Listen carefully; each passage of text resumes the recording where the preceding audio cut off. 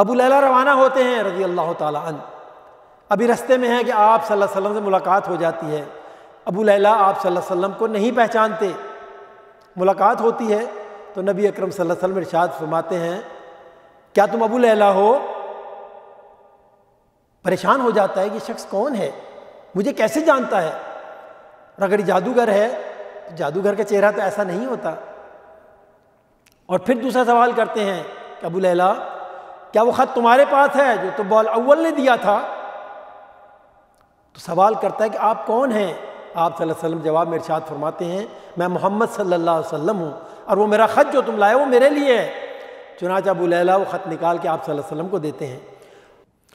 حدیث مبارکہ کی روشنی میں جو واقعہ بیان کرنے جا رہا ہوں، اسے بے شمار ائمہ نے، محدثین نے اپنی اپنی کتابوں میں نقل کیا ہے۔ امام طبری نے، امام ابن عساکر نے، امام سعد نے اپنے طبقات میں، اور امام بیہقی نے دلائل النبوہ میں اس کو نقل کیا، اور بھی دوسرے ائمہ نے اپنے اپنی کتابوں میں اس واقعہ کو نقل کیا ہے۔ ناظرین کرام، اگر ہم تاریخ کا مطالعہ کریں تو ہمیں 5 ایسے فاتح عالم ملتے ہیں جنہوں نے کسی نہ کسی حد تک دنیا کو فتح کیا، اور انہی میں ایک یمن کا بادشاہ، اس کا ذکر بھی ہمیں ملتا ہے جسے تبع الاول کہتے ہیں۔ اور یہ شخص، یہ ملک، یہ بادشاہ آپ صلی اللہ علیہ وسلم کے زمانے سے 1000 سال پہلے آیا تھا۔ اس کا واقعہ 1000 سال پہلے کا ہے۔ جب اس نے دنیا کو فتح کرنے کا ارادہ کیا تو اس نے ایک بہت بڑی فوج تیار کی، لاکھوں کی تعداد میں اپنے ساتھ گھوڑے لیے اور لاکھوں کی تعداد میں اپنے ساتھ فوجی لیے، اور دنیا کو فتح کرنے کے لیے نکلا۔ اس کا حال یہ تھا کہ جہاں بھی جاتا لوگ اس کے سامنے ہتھیار ڈال دیتے، اتنی بڑی فوج سے کون ٹکر لے گا، اور علاقوں پر علاقے، ملکوں پر ملک فتح کرتا ہوا یہ آگے بڑھتا رہا۔ کوئی بھی اس سے لڑنے کے لیے تیار نہ ہوتا، ہر جگہ اس کی تکریم کی جاتی اور لوگ خود بخود سرنڈر کر دیتے۔ اس کا طریقہ کار کیا تھا؟ جب کوئی علاقہ فتح کرتا تو وہاں سے 10 ایسے لوگوں کو اپنے لشکر میں شامل کرتا جو بہت بڑے بڑے عالم ہوتے، جنہیں سمجھدار کہا جاتا ہے، پڑھا لکھا کہا جاتا ہے، عقل و دانش جن کے پاس ہوتی ہے، انہیں اپنے ایڈوائزر کے طور پر، مشیر کے طور پر اپنے ساتھ رکھ لیتا، اور اسی طرح آگے بڑھتا گیا، یہاں تک کہ مکہ کی حدود میں پہنچ گیا، اور مکہ سے باہر وہاں اس نے قیام کیا۔ لیکن مکہ والوں نے نہ اس کی تکریم کی، نہ اس کی فوج سے وہ گھبرائے، اور نہ سرنڈر کیا۔ اس نے اپنے مشیروں کو، وزیروں کو، سب کو جمع کیا، کہنے لگا یہ کون لوگ ہیں، میری اتنی بڑی فوج ہے اور انہوں نے نہ میری تکریم کی، نہ مجھ سے ڈر رہے ہیں، نہ میرے سامنے سرنڈر کیا، میں ان کی اینٹ سے اینٹ بجا دوں گا۔ اس کا جو وزیر اعظم تھا، جس کا نام کتابوں میں ماریس آیا ہے، وہ کہتا ہے بادشاہ سلامت، غم نہ کریں، پریشان نہ ہوں، یہ جو عرب کے لوگ ہیں یہ بدو ہیں، اور خاص طور پہ مکہ والے، انہیں باہر کی دنیا کا کچھ پتہ نہیں، نہ آپ کی طاقت کا اندازہ ہے انہیں، اپنے آپ میں مگن ہیں، آزاد زندگی گزارتے ہیں۔ اور دوسری بات یہ ہے کہ ان کے پاس ایک گھر ہے جسے یہ اللہ کا گھر کہتے ہیں، جس کی وجہ سے ان کی بڑی تعظیم ہے، تقریب ہے، بڑی تکریم ہے ان کی، بڑی عزت ہے اس کی وجہ سے، دنیا سے لوگ اس کا طواف کرنے کے لیے آتے ہیں، اس کا حج کرنے کے لیے آتے ہیں، اور اس لیے ذرا مغرور ہیں، متکبر ہیں، کسی کی پرواہ نہیں کرتے۔ بادشاہ نے جب یہ سنا تو دل میں ارادہ کیا کہ اچھا یہ بات ہے تو ذرا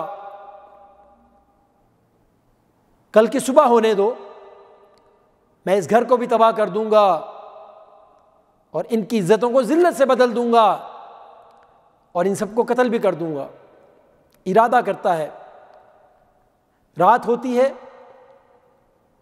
بادشاہ کے سر میں درد شروع ہو جاتا ہے، بڑا شدید درد، اور کان، ناک اور آنکھوں سے پانی بہنا شروع ہو جاتا ہے، اور پانی ایسا پانی جس کی بدبو دور دور تک پھیل جاتی ہے، کوئی اس کے قریب کھڑا نہیں ہو سکتا، پریشان ہو جاتا ہے، فوراً شاہی طبیبوں کو طلب کیا جاتا ہے، ہر قسم کا علاج کرتے ہیں، اور آخر میں اسٹیٹمنٹ جاری کرتے ہیں کہ بادشاہ سلامت، لگتا ہے یہ کچھ سماوی بیماری ہے، یہ ارضی بیماری نہیں ہے، اگر اس بیماری کا تعلق اس دنیا کے ساتھ ہوتا تو ہمارے پاس کیا علاج تھا، لیکن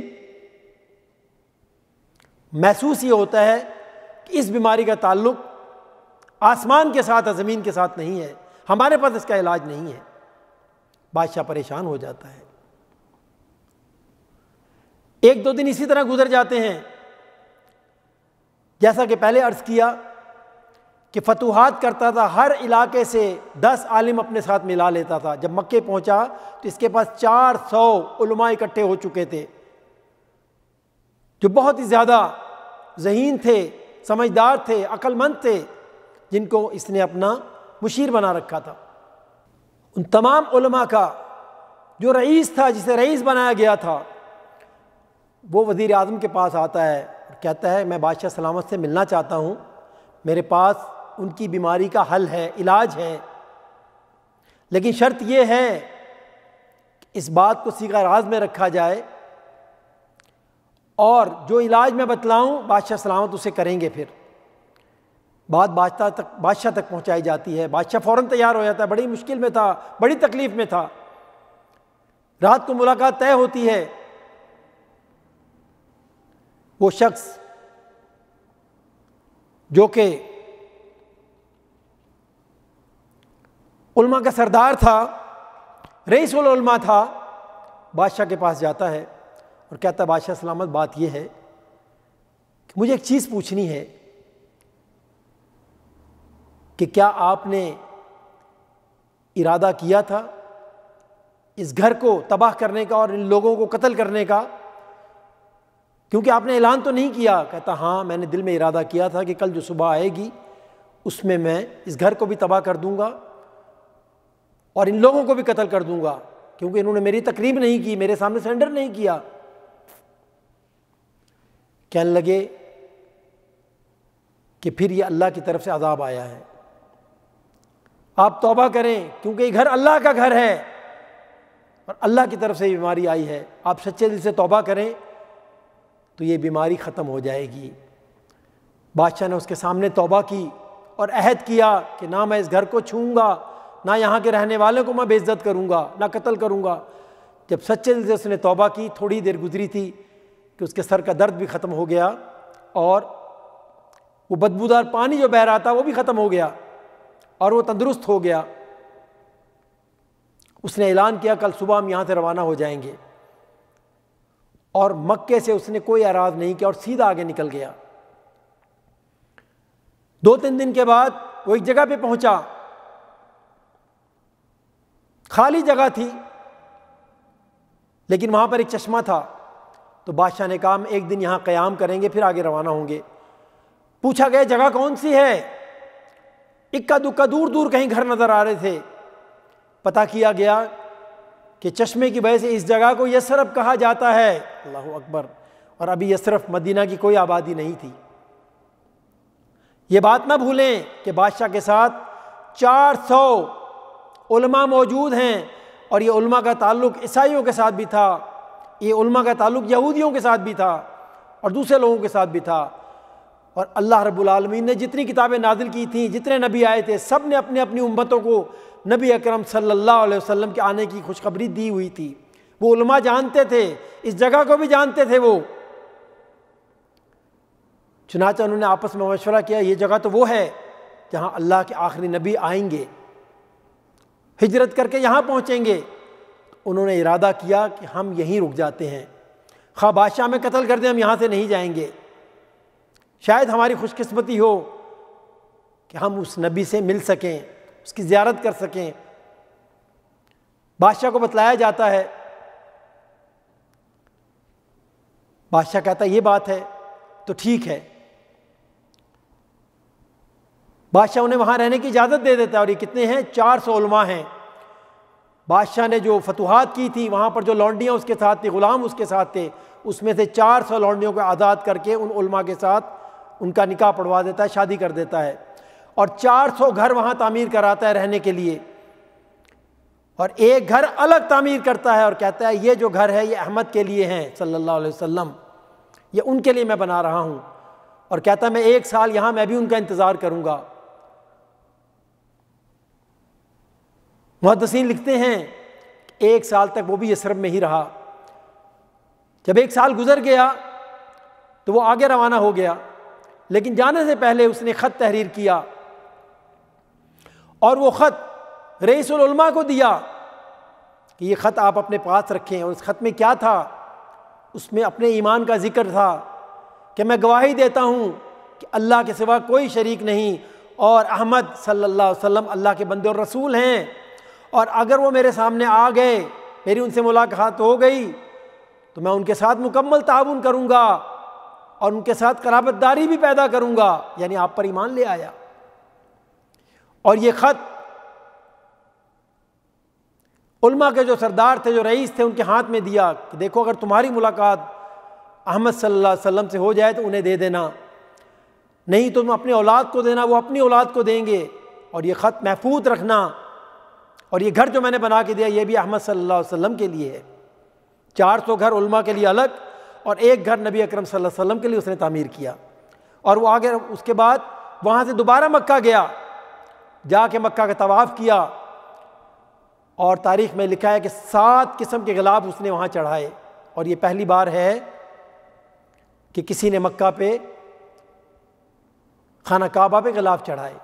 اس کے بعد وہاں سے آگے روانہ ہو گیا، اور یہ سلسلہ چلتا چلا گیا یہاں تک کہ نبی اکرم صلی اللہ علیہ وسلم کی بعثت کا زمانہ آ گیا۔ آپ صلی اللہ علیہ وسلم جب ہجرت فرما کے مدینے کی طرف تشریف لا رہے تھے تو وہ خط ابھی بھی مدینے والوں کے پاس موجود تھا، یثرب والوں کے پاس موجود تھا۔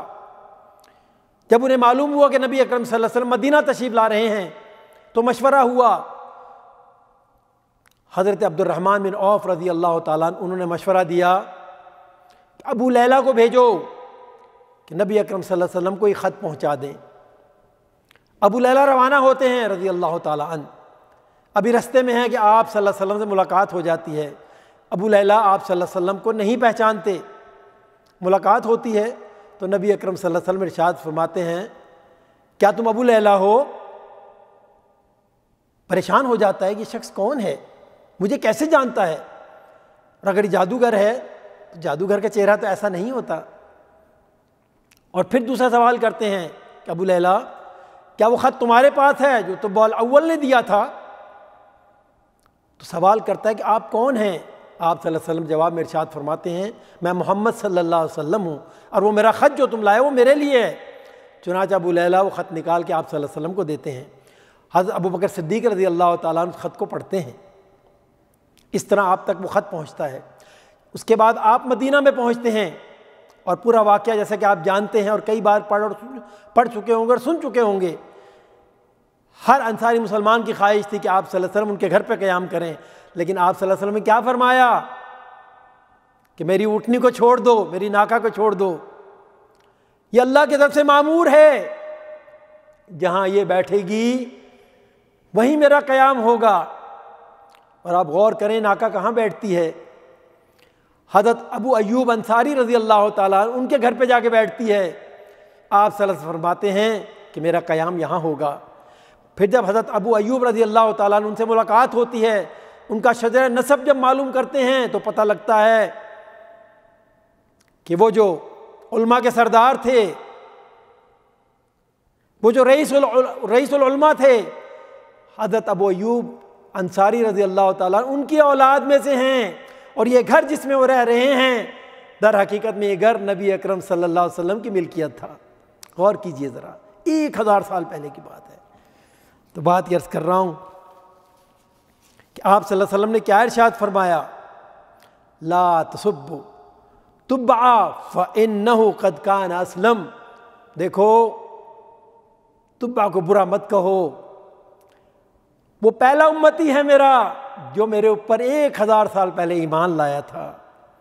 اللہ تعالیٰ کی بارگاہ میں دعا ہے کہ اللہ تعالیٰ صحیح بات سن کے اس پہ عمل کی توفیق عطا فرمائے۔ وآخر دعوانا ان الحمد للہ رب العالمین۔ اللہم صلی علی سیدنا محمد وعلی